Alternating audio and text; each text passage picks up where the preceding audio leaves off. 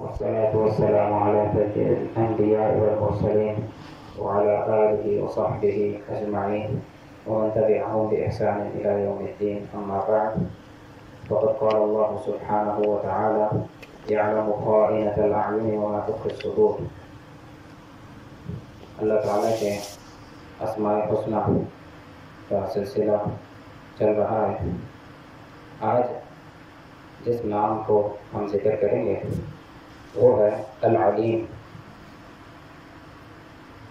قرآن پاک میں اللہ تعالیٰ کا یہ نام 150 سے زائد مرتبہ ذکر ہوا ہے، یعنی یہ ان ناموں میں سے ہے جو اللہ تعالیٰ کے بہت زیادہ ذکر ہوئے ہیں. العلیم کے اندر اللہ تعالیٰ کی جو صفت پائی جاتی ہے وہ علم ہے، یعنی اللہ تعالیٰ خوب جاننے والا ہے. العلیم کا معنی ہے خوب جاننے والا، اچھی طرح جاننے والا. اللہ تعالیٰ کی جو صفت علم ہے یہ نہایت عظیم صفت ہے، اور اس صفت میں اللہ تعالیٰ کی جو چیز، یعنی اللہ تعالیٰ کی جو صفت علم ہے، اس کے اندر اللہ تعالیٰ کا ہر چیز کا جاننا آتا ہے، کہ اللہ تعالیٰ ہر چیز کو بخوبی جانتا ہے.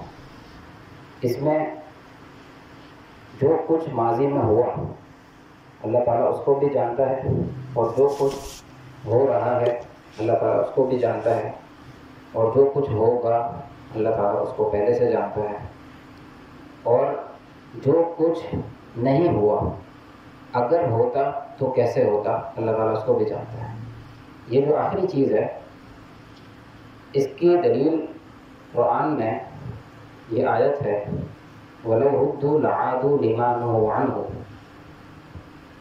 کہ مشرکین یا کفار جو ہیں جہنم میں یہ تمنا کریں گے کہ اللہ تعالیٰ اگر ہمیں دوبارہ دنیا میں لوٹا دے ایک مرتبہ تو ہم اچھے کام کریں گے، نیک کام کریں گے، غلط کاموں کو چھوڑ دیں گے. تو اللہ تعالیٰ فرماتا ہے وَلَوْ رُدُّوا، اگر ان کو دنیا میں دوبارہ لوٹا دیا جائے تو یہ دوبارہ وہی کام کریں گے جو پہلے کر رہے تھے. یعنی اللہ تعالیٰ ان کو لوٹائے گا نہیں، لیکن اگر اللہ تعالیٰ فرماتا ہے اگر ہم لوٹا بھی دیں ان کو تو یہ دوبارہ کفر والے کام کریں گے. یعنی اللہ تعالیٰ اس چیز کو بھی جانتا ہے جو نہیں ہوا، اگر ہوتا تو کیسے ہوتا. تو یہ اللہ تعالیٰ کی بہت عظیم صفت ہے، اور اس کی عظمت کا اندازہ بعض نصوص سے لگایا جا سکتا ہے. اللہ تعالیٰ کا فرمان ہے: لا يعزب عنه مثقال ذرة في السماوات ولا في الأرض ولا أصغر من ذلك ولا أكبر إلا في كتاب مبين. کہ اس کائنات میں، زمین اور آسمان میں کوئی ذرہ، ایک ذرہ بھی ایسا نہیں ہے جو اللہ تعالیٰ کے علم سے چھپا ہوا ہو. کوئی ذرہ بھی، ایک چھوٹی سی چیز بھی ایسی نہیں ہے اس کائنات میں جو اللہ تعالیٰ کے علم سے مخفی ہو، چھپی ہوئی ہو. ولا اصغر من ذلك، اللہ تعالیٰ فرماتا ہے اس ذرے سے چھوٹی چیز بھی اللہ تعالیٰ کے علم سے نہیں چھپی ہوئی. ولا اکبر، اور نہ اس سے کوئی بڑی چیز، الا فی کتاب مبین، الا یہ کہ اللہ تعالیٰ نے اس کو کتاب مبین میں درج کر دیا. یعنی کوئی چھوٹی سے چھوٹی چیز یا بڑی سے بڑی چیز ایسی نہیں ہے جو اللہ تعالیٰ کے علم سے باہر. یعنی یہ اس میں اللہ تعالیٰ کی علم کی وسعت کا اندازہ ہوتا ہے کہ اللہ تعالیٰ کا علم کتنا وسیع ہے. ایک دوسری آیت میں اللہ تعالیٰ کا فرمان ہے: وَعِندَهُ مَفَاتِحُ الْغَيْبِ لَا يَعْلَمُهَا إِلَّا هُوَ، کہ اللہ تعالیٰ کے پاس غیب کی چابیاں ہیں. وَعِندَهُ مَفَاتِحُ الْغَيْبِ لَا يَعْلَمُهَا إِلَّا هُوَ، اور اس کو صرف اللہ تعالیٰ کے سوائے اللہ تعالیٰ کے کوئی نہیں جانتا. تو غیب جو ہے اس میں، اس آیت میں یہ کہ غیب کا علم جو ہے وہ صرف اللہ تعالیٰ کو ہے، کسی اور کو نہیں. پھر آگے فرمایا وَيَعْلَمُ مَا فِي الْبَرِّ وَالْبَحْرِ، اور اللہ تعالیٰ اس چیز کو جانتا ہے جو سمندروں میں ہے اور خشکی میں ہے. وَيَعْلَمُ مَا فِي الْبَرِّ وَالْبَحْرِ وَمَا تَسْقُطُ مِنْ وَرَقَةٍ إِلَّا يَعْلَمُهَا، اگر درخت سے ایک پتا زمین پر گرتا ہے تو وہ اللہ تعالیٰ کے علم میں ہوتا ہے، کہ یہ کون سے درخت سے یہ پتا گرا ہے اور کہاں جا کر گرا. اللہ تعالیٰ کا علم کتنا وسیع ہے. وَيَعْلَمُ وَمَا تَسْقُطُ مِنْ وَرَقَةٍ إِلَّا يَعْلَمُهَا وَلَا حَبَّةٍ فِي ظُلُمَاتِ الْأَرْضِ وَلَا رَطْبٍ وَلَا يَابِسٍ.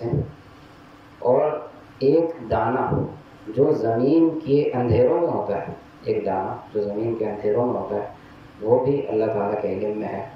اور کوئی ایسی چیز جو خشک ہو یا تر ہو اللہ تعالیٰ نے اس کو کتاب مبین میں درج کر دیا.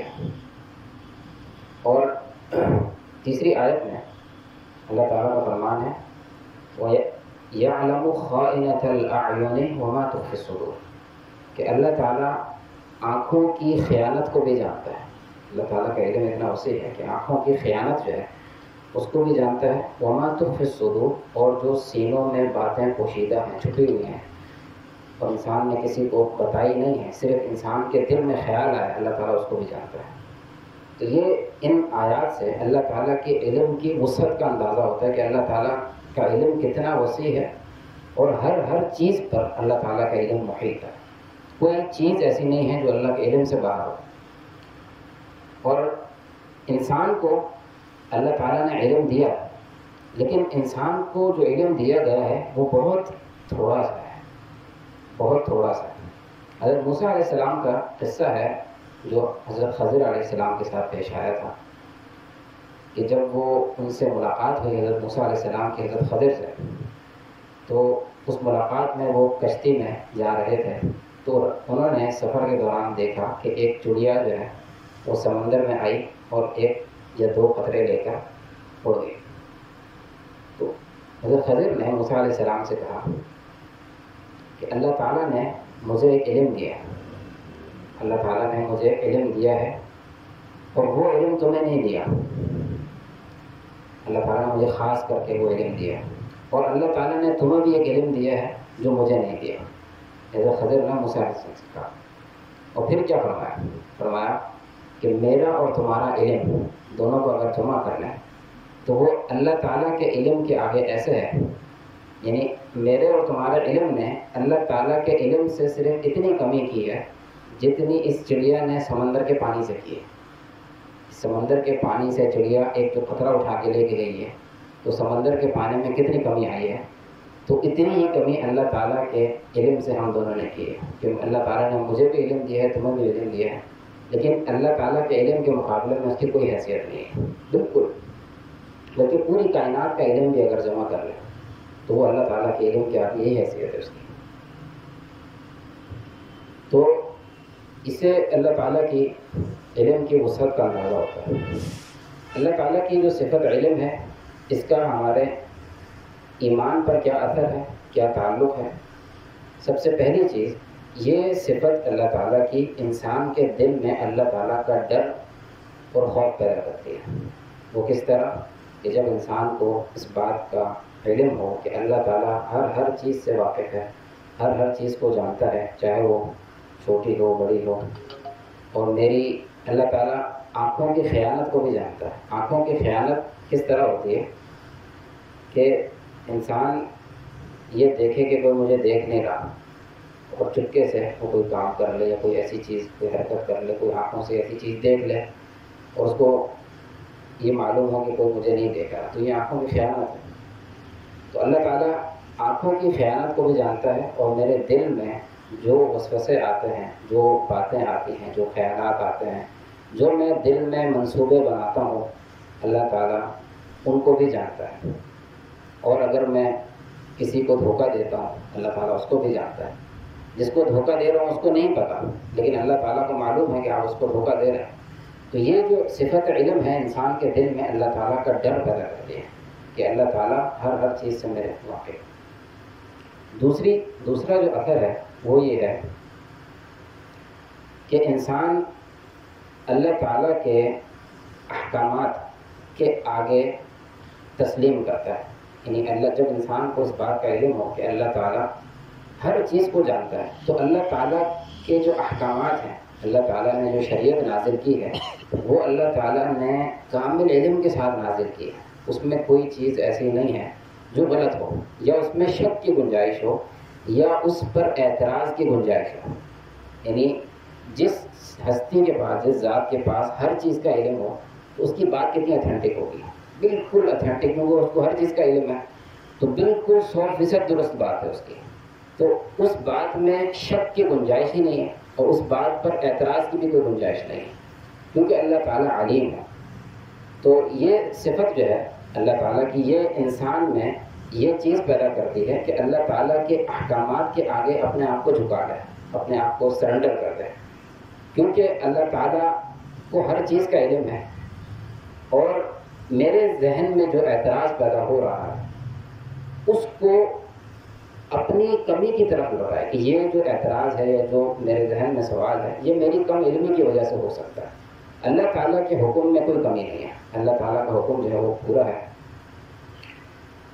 لا يخفى علیہ شیء فی الارض ولا فی السماء، زمین اور آسمان میں کوئی چیز اس پر مخفی نہیں ہے۔ اور یہ بات ذہن میں رکھے کہ وما اوتیتم من العلم الا قلیلا، کہ تمہیں جو علم دیا گیا ہے وہ بہت تھوڑا سا ہے، پوری کائنات کو جتنا بھی علم دیا گیا ہے وہ بہت تھوڑا سا علم ہے، تو اس تھوڑے سے علم کے مقابلے میں اس ہستی پر اعتراض کرنا جس کو ہر چیز کا علم ہے یہ حماقت ہے۔ تو اللہ تعالیٰ کے احکامات کے آگے انسان سرنڈر کر دے۔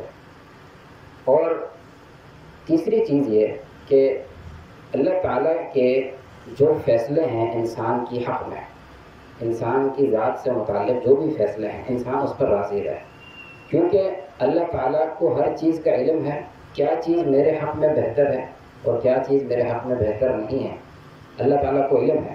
ہر دفعہ انسان ایسا ہوتا ہے کہ انسان اللہ تعالیٰ سے کوئی چیز مانگتا ہے، کوئی دعا کرتا ہے، لیکن اس کی وہ حاجت پوری نہیں ہوتی، کیونکہ اللہ تعالیٰ بہتر جانتا ہے کہ یہ چیز آپ کے حق میں بہتر تھی یا نہیں تھی۔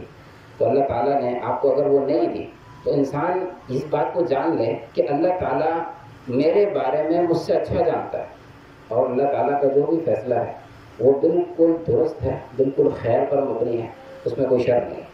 تو اللہ تعالیٰ نے اگر آپ کو کوئی چیز نہیں دی یا کوئی چیز آپ سے چھین لی تو اللہ تعالیٰ کیونکہ عالم ہے تو اس لیے اس کے فیصلے پر انسان راضی رہے۔ اور آخری چیز، اللہ تعالیٰ کے اس نام کے ساتھ انسان دعا کرے، اللہ تعالیٰ کو اس نام کے ساتھ پکارے، اور وہ کس طرح پکارے کہ اے اللہ تو ہر چیز کو جاننے والا ہے، تو علم والا ہے، لہذا مجھے علم عطا کر دے۔ تو اللہ تعالیٰ سے علم کا سوال کرے انسان اس نام کے ذریعے سے، اور اس علم کا سوال کرے جو انسان کے لیے فائدہ مند ہو، اور جو علم انسان کو اللہ تعالیٰ کی خشیت اور اس کے تقوی پر ابھارے، جس علم کے ذریعے اللہ تعالیٰ کی خشیت حاصل ہو، جس علم کے ذریعے انسان کو اللہ تعالیٰ کا تقوی حاصل ہو، اس علم کا اللہ تعالیٰ سے سوال کرے، کیونکہ علم والوں سے اللہ تعالیٰ محبت کرتا ہے، اللہ تعالیٰ کو پسند کرتا ہے۔ تو اس نام کا یہ تقاضا ہے کہ اللہ تعالیٰ سے صحیح اور نافع علم کا سوال کرے انسان۔ تو یہ اس نام کے کچھ تقاضے ہیں۔ اللہ تعالیٰ سے دعا ہے کہ اللہ تعالیٰ ہمیں ان تقاضوں کو پورا کرنے کی توفیق عطا فرمائے۔ اقول قولی ھذا واستغفر اللہ لي ولکم۔